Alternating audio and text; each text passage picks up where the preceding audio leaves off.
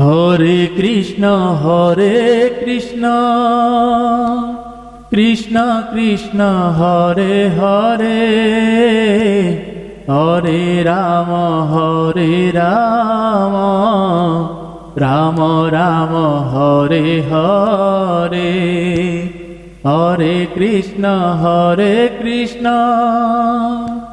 कृष्ण कृष्ण हरे हरे, हरे राम राम राम हरे हरे, हरे कृष्ण कृष्ण कृष्ण हरे हरे, हरे राम राम राम हरे हरे, हरे कृष्ण कृष्ण कृष्ण हरे हरे, हरे राम राम राम हरे हरे, राम राम हरे हरे। श्री श्यावर रामचंद्र भगवान की जय, श्री बालकृष्ण भगवान की जय, श्री उमापति महादेव की जय, श्री पवन सुत हनुमान जी महाराज की जय, पूज्य पाद गोस्वामी श्री तुलसीदास जी महाराज की जय, श्री रामचरितमानस भगवान की जय, गुरुदेव भगवान की जय।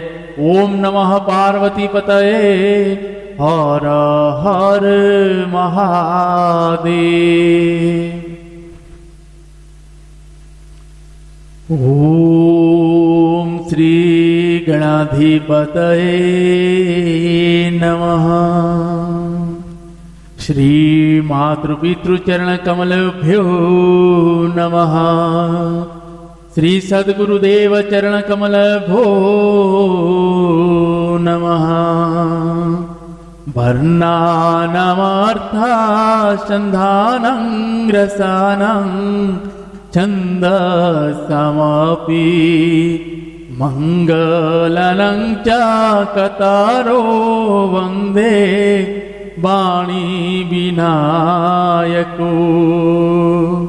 नीलाम्बुजश्यामलकोमलाङ्गं सीतासमारोपितवामभागं पाण्यो महासायकचारुचापं नमामि रामं रघुवंशनाथं। भवानी शंकरो वन्दे श्रद्धा विश्वासरूपिणो, याभ्यं विना न पश्यन्ति सिद्धाः शान्तः समीश्वरम्। मनोजवं मारुततुल्यवेगं जितेन्द्रियं बुद्धिमतां वरिष्ठं, वातात्मजं वानरायुधमुख्यं श्रीरामदूतं शरणं प्रपद्ये। श्रीगुरुचरण सरोज रज निजमन मुकुर सुधारी, वरनं रघुवर विमल जस जो दायकु फलचारी। बंदौ श्री तुलसी के चरण, जिन्ह किन्हो जग काज। कलि समुद्र बूढ़त लख्यो, प्रगट्यो सप्त जहाज। सिया राम मय सबु जग जानी, करहूं प्रणाम जोड़ी जुग पानी। श्री श्यावर रामचंद्र भगवान की जय।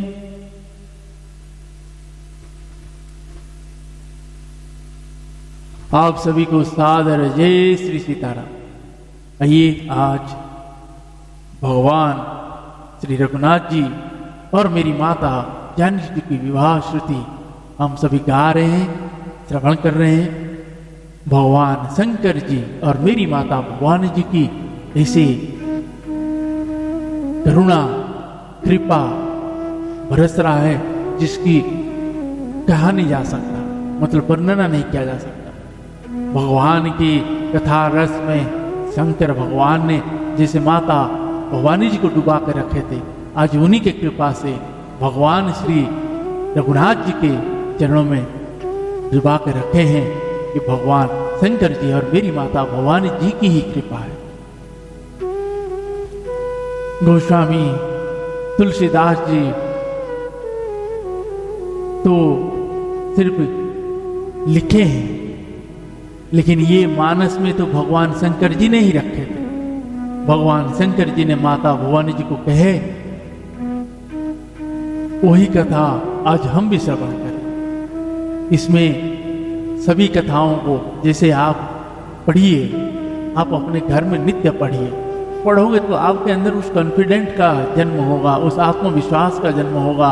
जैसे आत्मविश्वास जन्म होगा तो आपको पथ, जो पथ है उस पथ निर्धारित हो पाएगा कि आपको कौन से पथ पे चलना है। इसलिए आप सभी को बारंबार यही कहूंगा कि आप कुछ भी करिए, लेकिन मानस के आश्रय एक बार हो जाइए, फिर आप देखिएगा आपको सब चीज सुलभ, मतलब सब चीज इतना मतलब सरल हो जाएगा कि मतलब। लेकिन जैसे आगे चल के हम सुनेंगे, आप सोचिए भगवान को अगर आप प्रेम कर रहे हैं, भगवान को आप प्रेम करिए, भगवान स्वयं उस जगह पे आते हैं। भगवान सबरी मैया को गए थे दर्शन देने के लिए। सबरी मैया का आपको बताऊं, सबरी मैया जैसे आज हम मतलब आज जैसे समाज में क्या हो रहा है, शादी ब्याह हो रहा है तो उसमें निर्दोष जीवों की हत्या किया जा रहा है, उसकी मांस को बना के लोगों को खिलाया जा रहा है। तो बताइए क्या वो शादी सफल होगा? सबरी मैया के साथ भी ऐसे हुआ था। सबरी मैया ने जब खिड़की खोल के रात को देखे, उसके खिड़की मतलब घर के पीछे साइड में बहुत सारे बकरियां ऐसे जीप बैठ बंधे हुए हैं। तो उन्होंने देख के अपने सखियों से पूछी, ये सब इतने सब जीव क्यों बंधे हुए हैं जानवर? तो वो बोले कि तुम्हारी शादी है, कल ये भोजन बनेगा, जो बाराती आएंगे वो सब खाएंगे उसमें। जब माता ने देखी, बोली ये मैं शादी करूंगा तो इसका भोजन बनेगा। और माता से रहा नहीं गया, माता आई और उन सभी जानवरों को, उन जीवों को सब खोल दी, उनको मुक्त कर दी। सबरी माता ने सोची कि इन बेजुबान जीवों को अगर मार के क्या मैं सुखी रह सकता हूँ? आके खोल देती और सभी जानवर रोते हैं, सबके आंख में झरझर आंसू। और उन्होंने सबरी मैया से एक आशीर्वाद देते हैं, ये सबरी जैसे तूने हमें आज जिस बंधन से मुक्त किया है, तेरा भी बंधन मुक्त करने के लिए भगवान स्वयं तेरे पास आए। सोचिए, उसके बाद से वहीं से सबरी माता ने निकल गया। आके माता सबरी जी ने मतंग ऋषि के आश्रम में आए और वहाँ गुरु के सेवा किए, गुरु सत्संग किए, जिसे आगे हम चल के नवधा भक्ति उसे प्राप्त। और बताइए, सबरी माता को भगवान ने स्वयं जा रहे हैं उनको दर्शन करने के लिए। और गुरु ने जब जाते हैं तो गुरु ने क्या बोले मतंग ऋषि जी ने कि देख सबरी, मैं तो जा रहा हूँ, मुझे तो दर्शन नहीं हो पाया, लेकिन तू कहीं मत जा, भगवान की प्रतीक्षा करना, भगवान तुझे अवश्य आएंगे मिलने के लिए। जब भगवान आएंगे तो तुम उनको ये बता देना कि सुग्रीव जी से मित्रता करें, वो सीता जी के बारे में जो पूछेंगे बताइए। तब उससे आपसे अगर कहा जाए किसी चीज का प्रतीक्षा करने के लिए कितना समय प्रतीक्षा करें? सबरी मैया ने अपनी वृद्धावस्था आ गया, वो दैनिक फूल लाता है, रास्ते में सजाता है, पैर लाके रखता है, भोजन, फिर शाम तक का इंतजार करता है कि नहीं है, फिर दूसरे दिन स्वयं वही करता है दैनिक। उस प्रेम के कारण भगवान को वहां जाना पड़ा। अब भगवान गए तो सबरी मैया ने भगवान को पहचाने। अब पहचानने के लिए भी गुरुजी ने बताए थे। जब गुरुजी को बोले थे कि मैं कैसे पहचानूं, तो उन्होंने बोले थे कि उनके भुजा घुटने तक आ रहा और गले में बनमाल होगा और दोनों भाई होंगे, सामल और गौर बनके, और सारंग धनुष होगा, हाथ में धनुष वाला। ऐसे करके गुरुजी ने 5 पहचान बताए थे। अब बताइए, अगर भगवान सबरी मैया को दर्शन दे सकते हैं, केवट भैया को दर्शन दे सकते हैं, निषाद जी को दर्शन दे सकते हैं, कोल भीलों को दर्शन दे सकते हैं, तो हमें क्यों नहीं देंगे? देंगे। क्या करना है? छल और कपट छोड़िए, छल कपट को छोड़िए, भगवान के नाम को साथ जीने की व्यवस्था करिए। फिर देखिए भगवान हमें भी एक दिन दर्शन दें। और आप सभी से जो बारंबार अपराध हो रहा है, गौ हत्या का जो दोष लग रहा है, उससे बचिए। भगवान जब यहाँ बनमाल डल दिए हैं, माता जी, मेरी माता जानकी जी और भगवान के विवाह तो धनुष के टूटने से हो गया था, और बरमाल माता ने डाले हैं। माता को जब कहें कि सखियां कि भगवान के चरण छू के आशीर्वाद लो, तो माता सकुचाती है, माता डर रही है। क्यों? अहिल्याबाई की बात याद करके, क्योंकि वो पैर में ऐसा कुछ है जो अहिल्या ही ऊपर चली गई, उड़ के स्त्री बन गई, कहीं मेरे ऐसे कुछ ना हो जाए उस चरण को छू लो तो भगवान समझ जाते हैं और मुस्कुराते हैं। आगे सभी जितने राजा लोग हैं, अब वो सब आपस में जैसे धनुष टूटा, वरमाल डल गया, वो सभी पकड़ो, नहीं जाने देना है, युद्ध करना है। ये ऐसे ऐसे अल्लाह से गाल बजाने लगे। और जैसे जैसे गाल बजाने लगते हैं, लक्ष्मण भाई क्रोध से एकदम लाल हो रहे, और भाई श्री रघुनाथ जी को कहते हैं, भैया थोड़ा इनको देख के आऊं। तो श्री रघुनाथ जी बोलते हैं, नहीं भाई आपको कुछ नहीं करना है, बाबा जी वहां से निकल चुके हैं, अब आगे सब वही संभालेंगे। तो भगवान की ऐसे रसीले चरित्र को अगर आप सभी नहीं समझ रहे, तो सोचिए कि आपसे बड़ा दीन और दरिद्र कोई नहीं है। अगर आपके घर में ऐसे ग्रंथ है, उपनिषद है, आप उसको खोल के पढ़िए। जब तक श्रवण नहीं करोगे तब तक उसकी महिमा वहां विकसित नहीं होगा, और जब महिमा ही नहीं निकलेगा तो आपके घर में कल जैसा था आज भी वैसे ही है। तो भगवान की कृपा, वहां 33 कोटि देवताएं वास करेंगे, श्री हनुमान जी रहेंगे, शंकर भगवान जी रहेंगे। और बताइए, जहां भगवान जिस जगह में आ जाए तो वहां क्या चीज की कमी रहेगी?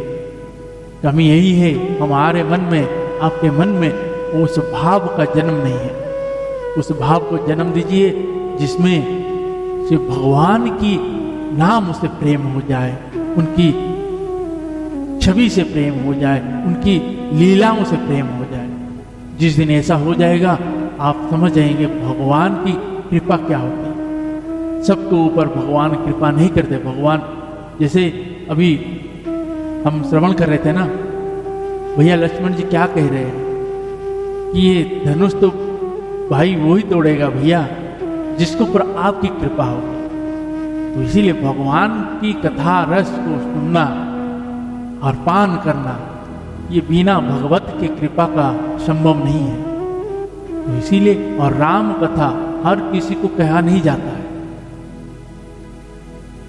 राम कथा का सुनने के लिए उसके अधिकारी बनना पड़ता है, उसके अंदर पात्रता है कि नहीं ये देखना पड़ता है। हर किसी को राह चलते नहीं कहा जाता। ये मुनियों का धन है, कहते हैं ना, ये मुनियों का धन है।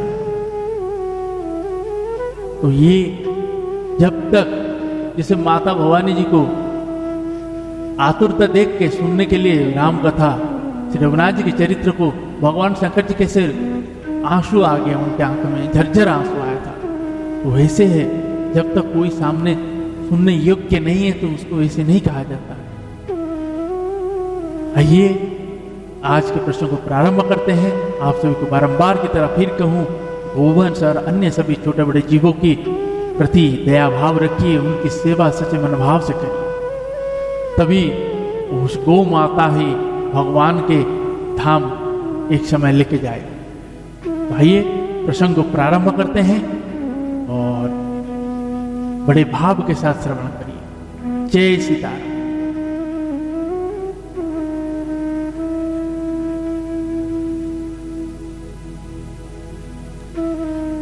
देखहु राम ही नयन भरी तजी, हर ईर्षा मधु कोह, लखन रोष पावक प्रबल जानि सलभ जन हो। ईर्षा घमंड और क्रोध छोड़कर नेत्र भरकर श्री राम जी की छवि को देख लो। लक्ष्मण के क्रोध को प्रबल अग्नि जानकर उसमें पतंग मत बन।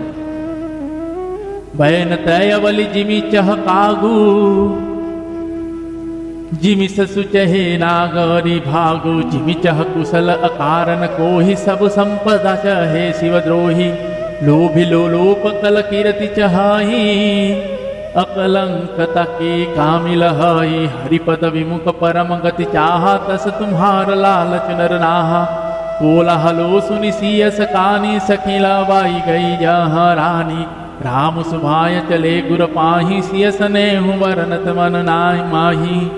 रानी न सही सोच वस सिया, अपधो विधि कहा करनिया। भूपवचन सुनीत तत कही, लखनु राम डर बोली न सकही। लखनु राम डर बोली न सकही। श्री श्यावर रामचंद्र भगवान की जय। जैसे गरुड़ का भाग कौवा चाहे, सिंह का भाग खरगोश चाहे, बिना कारण ही क्रोध करने वाले अपने कुशल चाहे, शंकर जी से विरोध करने वाला सब प्रकार की संपत्ति चाहे, लोभी लालची सुंदर कीर्ति चाहे, कामी मनुष्य निष्कलंकता चाहे तो क्या पा सकता है। और जैसे श्रीहरि के चरणों से विमुख मनुष्य परम गति मोक्ष चाहे। हे राजाओं, मेरी माता जानकी जी के लिए तुम्हारा लालच भी वैसा ही व्यर्थ है। कोलाहल सुनकर मेरी माता जानकी जी संकेत हो गई, तब सखियां उन्हें वहां ले गई जहां रानी मेरी माता जानकी जी की माता थी। श्री रामचंद्र जी मन में मेरी माता जानकी जी के प्रेम का बखान करते हुए स्वाभाविक चाल से गुरु जी के पास चले। रानियों सहित मेरी माता जानकी जी दुष्ट राजाओं के दुर्वचन सुनकर सोच के वश है कि ना जाने विधाता अब क्या करने वाला है। राजाओं के वचन सुनकर लक्ष्मण जी इधर उधर ताकते हैं किंतु श्री रामचंद्र के डर से कुछ बोल नहीं सकते।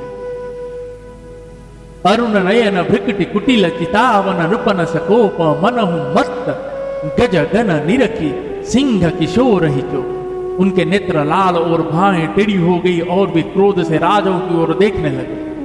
मानो मत वाले हाथियों का झुंड देखकर सिंह के बच्चे को जोश आ गया।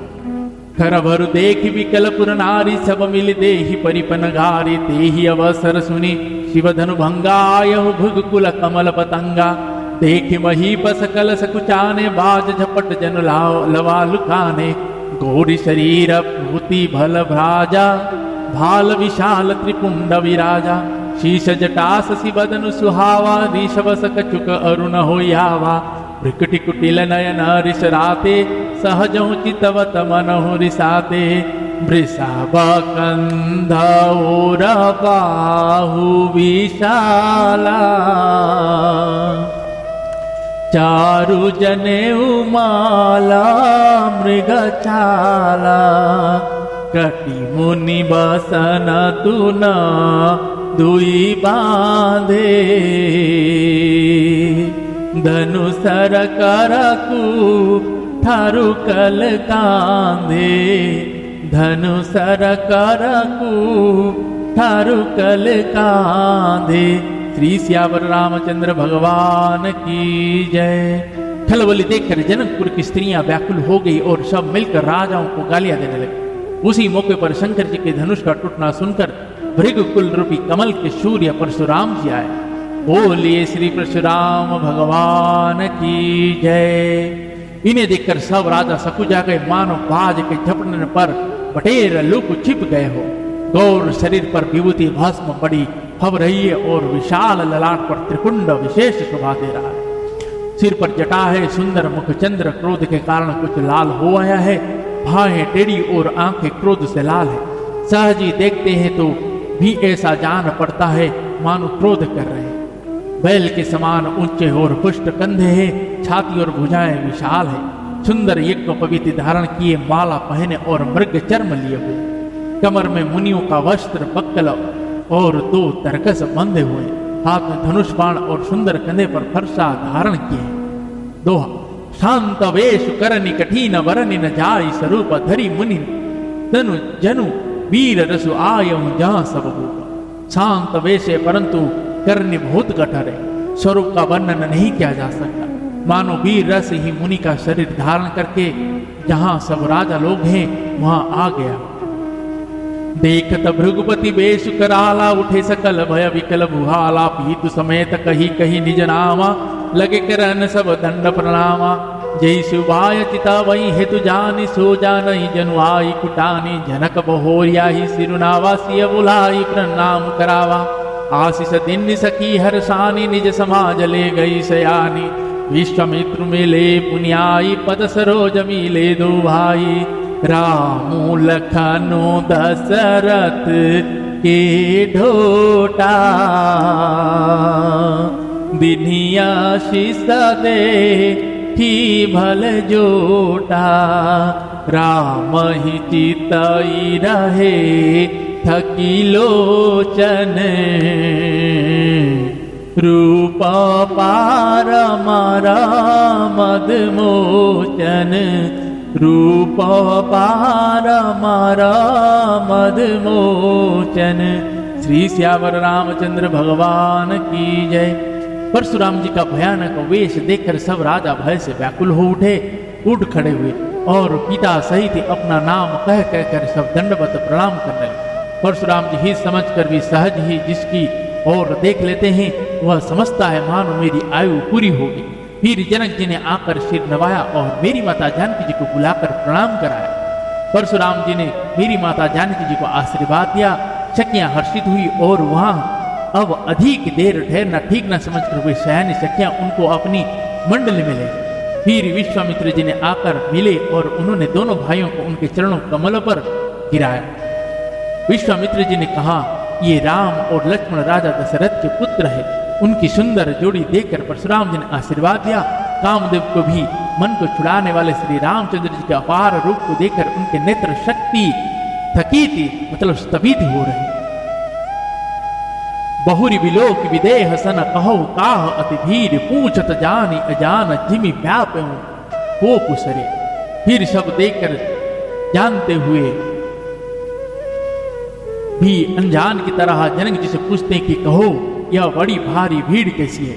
उनमें उनके शरीर में क्रोध छा गया। समाचार कही जनक सुनाए, जही कारण मही पसवाए। सुनत वचन फिर अनत निहोरे, देख चाप खंडा महिलो अडारे। अतिरिस बोले वचन कठोरा, कहूँ जड़ जनक धनुष के तोरा। भेग दिखाओ मूढ़ नत आजू, उलटऊ मई जहाँ लही तव राजू।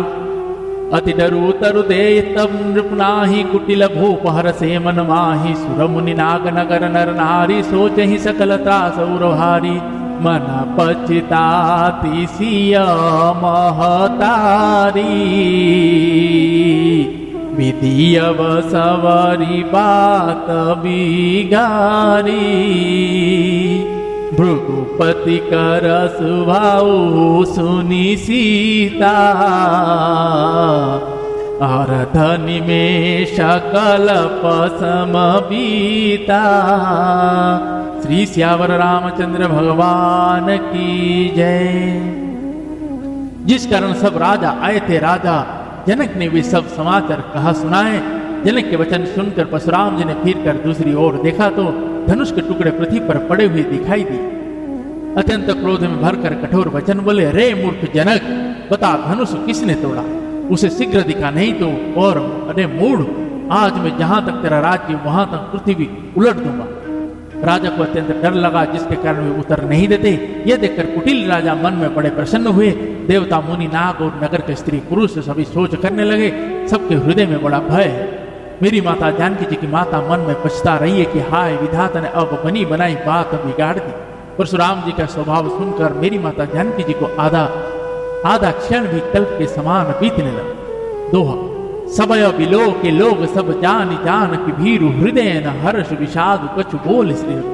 तब श्री रामचंद्र जी सब लोगों को भयभीति देकर और मेरी माता जानकी जी को डरी हुई जानकर बोले, उनके हृदय में न कुछ हर्ष न विषाद।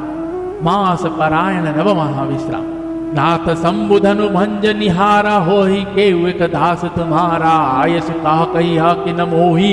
सुनिरि साई बोले मुनि कोहि, सेवक सोज करे सेवकाई, अरि करनी करि करिय लड़ाई। सुनहु राम जहि शिव धनु तोरा, सहस बाहु सम सोरि पुमोरा। सोबिल गाऊ विहाई समाजा, नाथ मारे जे हई सब राजा। सुनि मुनि वचन लखन मुस्काने, बोले पर सुधरहि अपमाने।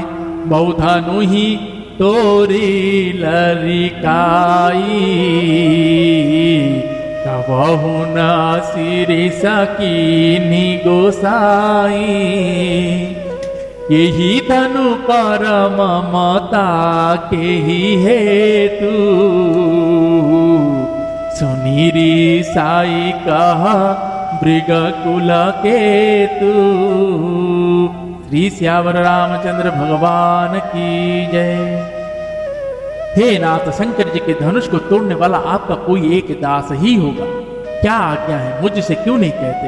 यह सुनकर क्रोधी मुनि रिसा कर बोले, सेवक वह जो सेवा का काम करे, शत्रु का काम करके तो लड़ाई ही करनी चाहिए। हे राम सुनो, जिसने शंकर जी का धनुष को तोड़ा है वह सहस्त्र भाव के समान मेरा शत्रु है। वह इस समाज को छोड़कर अलग हो जाए, नहीं तो सभी राजा मारे जाएंगे। मुनि के वचन सुनकर लक्ष्मण जी मुस्कुराए और परशुराम जी का अपमान करते हुए बोले, हे गोसाई, लड़कपन में हमने बहुत सी धनुइयां तोड़ डाली, किंतु आपने ऐसा क्रोध कभी नहीं किया। इसी धनुष पर इतनी ममता किस कारण से है? यह सुनकर भृगुवंश की ध्वजा स्वरूप परशुराम जी कुपित होकर कहने लगे, रे नृप बालक काल बस बोलत तेहि न संभारा, धनु ही सम त्रिपुरारी धनु विदित सकल संसार। अरे राजपुत्र, काल का बस होने से तुझे बोलने में कुछ भी होश नहीं है। सारे संसार में विख्यात शंकर जी का यह धनुष क्या धनु ही के समान है?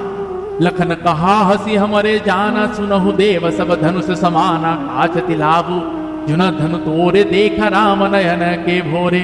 छुअत टोटु रघुपति ही न दोषु, मुनि बिनु काज करिय कत रोसु। बोल चितई परसु की ओरा, रे सट सुनेह सुबाहु न मोरा। बालक बोली बंधु नहीं तो ही, केवल मुनि जड़ जानहि मोहि। बाल ब्रह्मचर्यति को ही, विश्व विदित क्षत्रिय कुल द्रोही। भुज बल भूमि भूप विनु कीनी, विपुल वार मही देव नदीनी। सहस बाहु भुज छेद निहारा,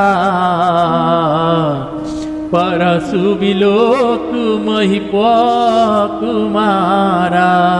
श्री श्यावर रामचंद्र भगवान की जय।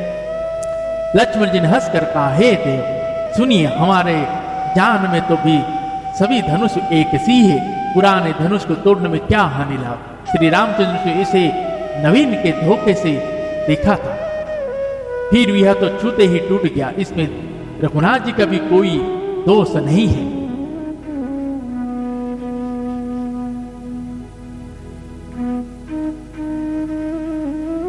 मुनि, आप बिना ही कारण किस लिए क्रोध करते हैं? परशुराम जी ने अपनी हर्ष की ओर देखकर बोले, अरे दुष्ट, तूने मेरा स्वभाव नहीं सुना। मैं तुझे बालक जानकर नहीं मारता हूं। अरे मूर्ख, क्या तू मुझे नीरा मुनि ही जानता है?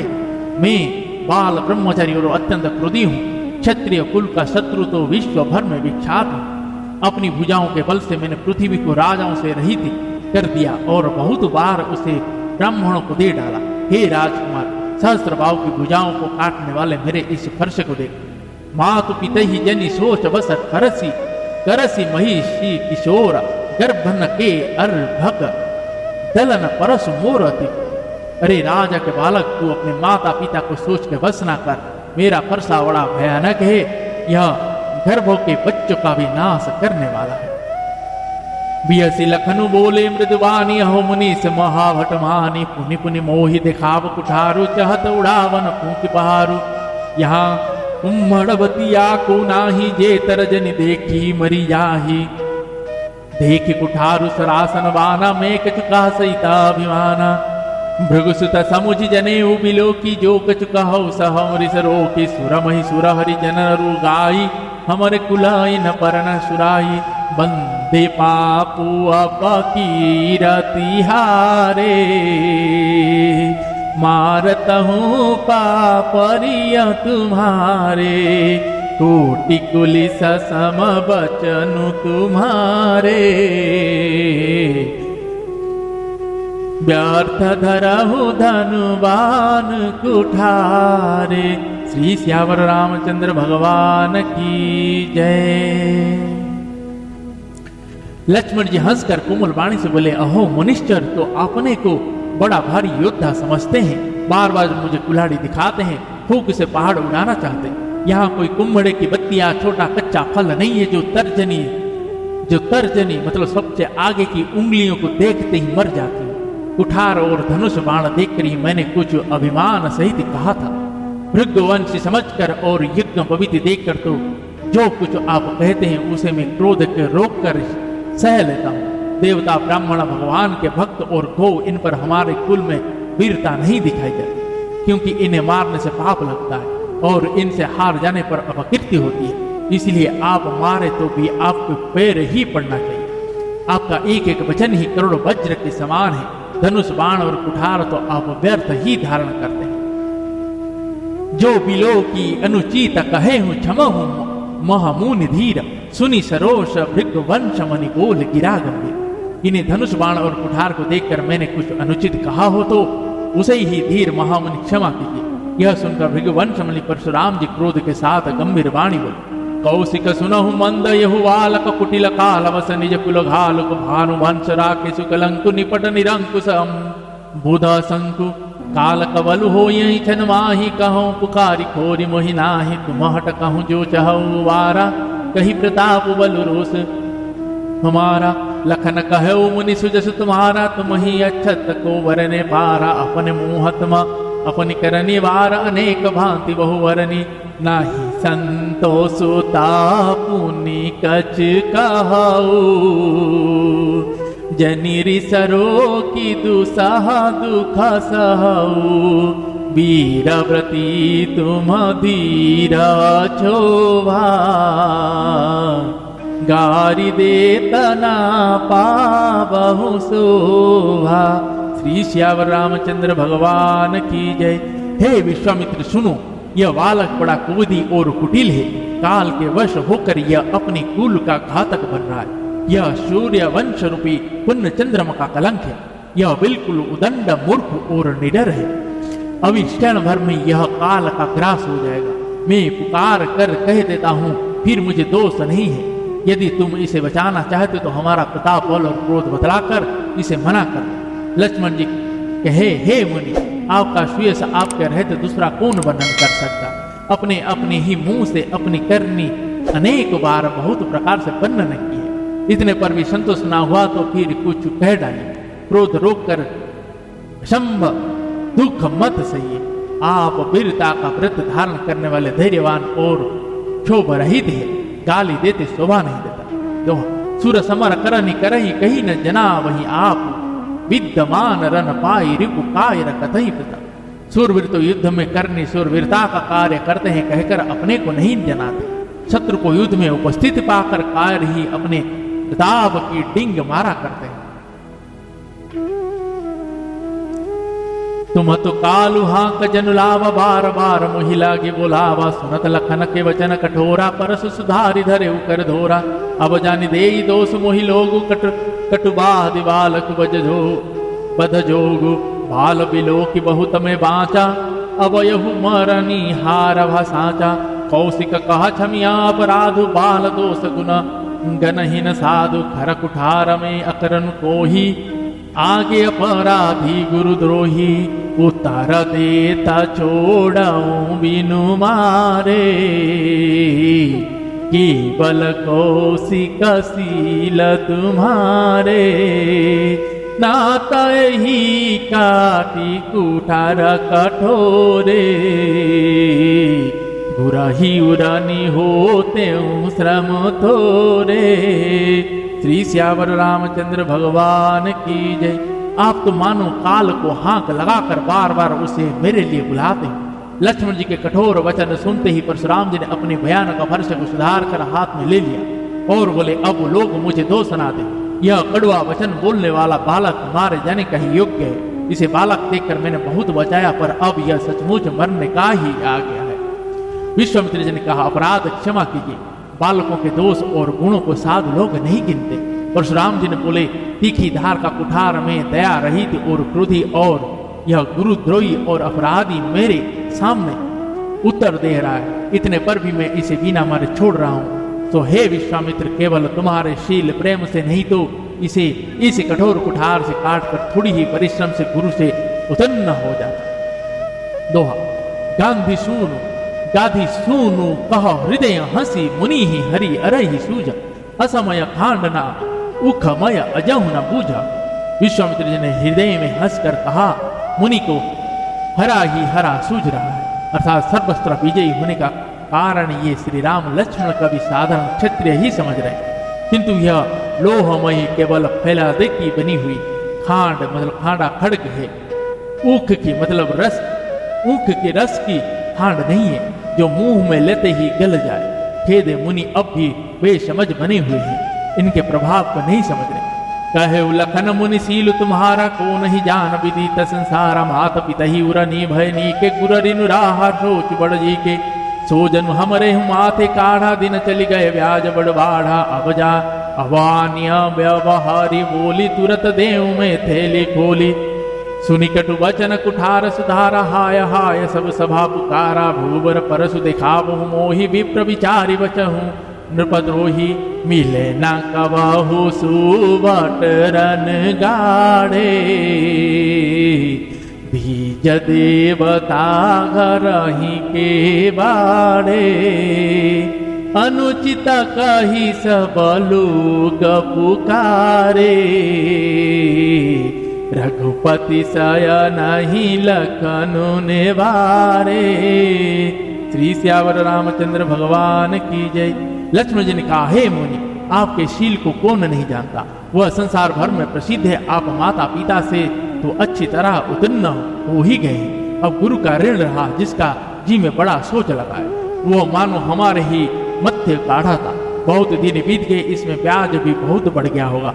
अब किसी हिसाब करने वालों को बुलावा लीजिए तो मैं तुरंत थैली खोल कर दे। लक्ष्मण जी के कड़वे वचन सुनकर परशुराम जी ने कुठार संभाला, सारी सभा हाय हाय करके पुकार उठी। लक्ष्मण जी ने कहा, हे भृगु श्रेष्ठ, आप मुझे फरसा दिखा रहे हैं, पर हे राजाओं के शत्रु, मैं ब्राह्मण समझकर बचा रहा हूं, मतलब तरह दे। आपको कभी रणधीर बलवान वीर नहीं मिले, हे ब्राह्मण देवता, आप घर ही में बड़े हैं। यह सुनकर अनुचित है, अनुचित है कहकर सब लोग पुकार उठे। तब श्री रघुनाथ जी ने इशारे से लक्ष्मण जी को रोक दिया।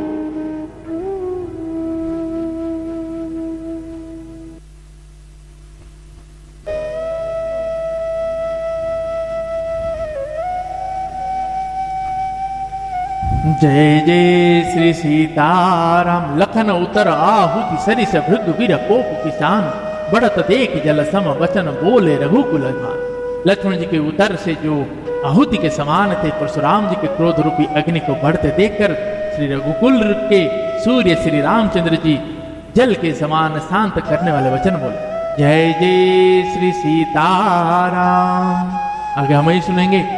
भगवान जब देखे कि अब ज्यादा हो रहा है, तब भगवान ने लक्ष्मण भाई को इशारा किए, रोके, और उन्होंने आके परशुराम जी के सामने खड़े होकर बोले कि आपके दास इस धनुष को तोड़ा है, आज्ञा दे।